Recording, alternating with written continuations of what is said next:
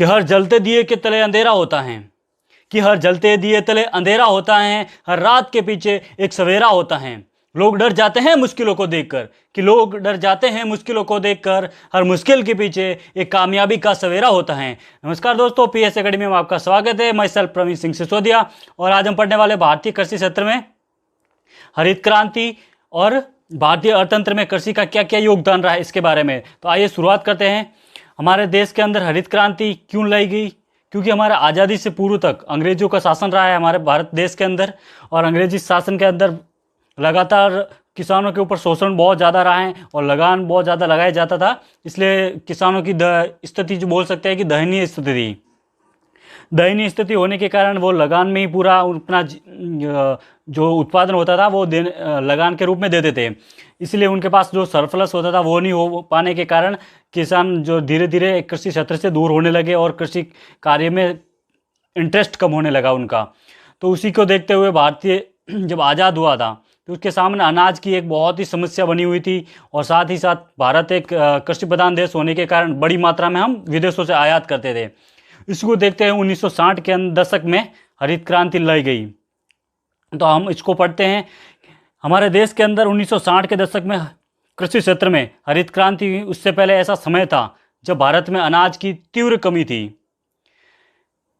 एक मुख्य कृषि प्रधान देश को अनाज की आयात करनी पड़ती थी। ऐसे प्रॉब्लम भी परिस्थिति के सामने देश लड़ रहा था। तो हरित क्रांति कहते किसको है? तो इसको परिभाषा के तौर पर समझते हैं। बीजों की उन्नत किस्में, रासायनिक खाद का उपयोग, देश के किसानों का प्रचंड पुरुषार्थ, बिजली की व्यापक व्यवस्था, सिंचाई की सुविधा में हुए सुधार आदि परिबलों से कृषि क्षेत्र के उत्पादन में हुए असाधारण बढ़त को हम हरित क्रांति के रूप में पहचाना जाता है। इसका उद्देश्य क्या था?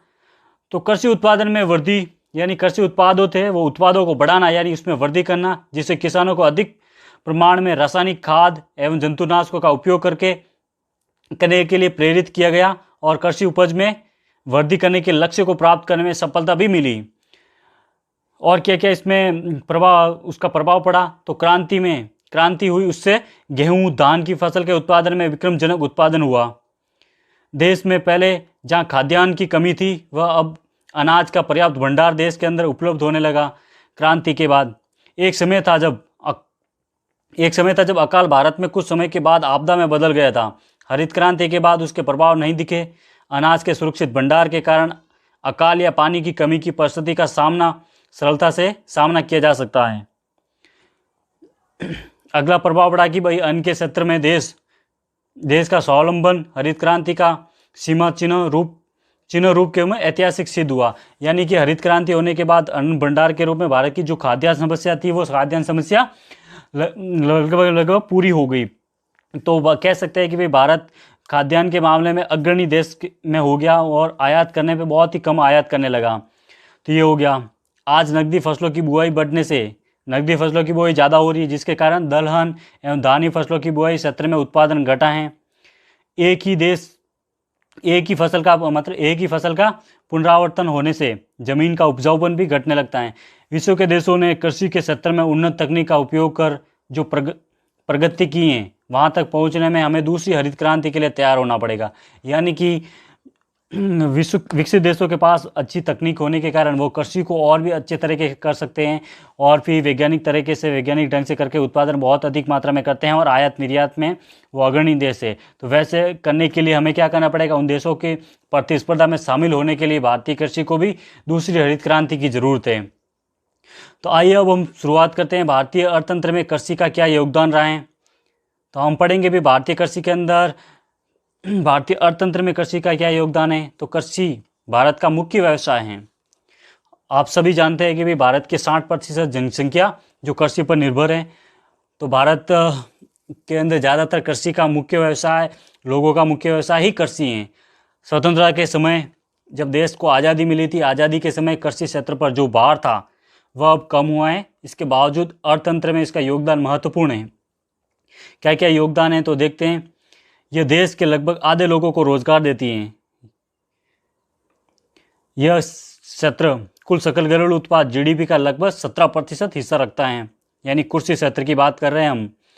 भारत के महत्वपूर्ण कृषि उत्पादन यानी भारत के जो महत्वपूर्ण कृषि उत्पादन हैं उनमें गेहूँ, तिलहन, चावल, कपास, पटसन, चाय, कॉफ़ी, गन्ना, तंबाकू, आलू आदि हैं एवं इसके निर्यात से भारत को विदेशी मुद्रा प्राप्त होती हैं।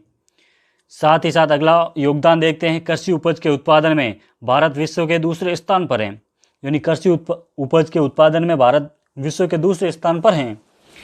अगला योगदान देखते हैं, सूती कपड़ा, चीनी, कागज, तेल इत्यादि उद्योगों तथा खाद्य सामग्री प्रसंस्करण उद्योग के लिए कच्चा माल भी कृषि से ही उपलब्ध होता है। अगला योगदान देखते हैं, कृषि से भारत के लोगों को भोजन प्राप्त होता है, परंतु अनियमित एवं अनिश्चित वर्षा एवं सिंचाई के क्षेत्र में असुविधा के कारण कृषि के क्षेत्र में विश्व बाजार में भारत का प्रदर्शन अच्छा नहीं रहा है।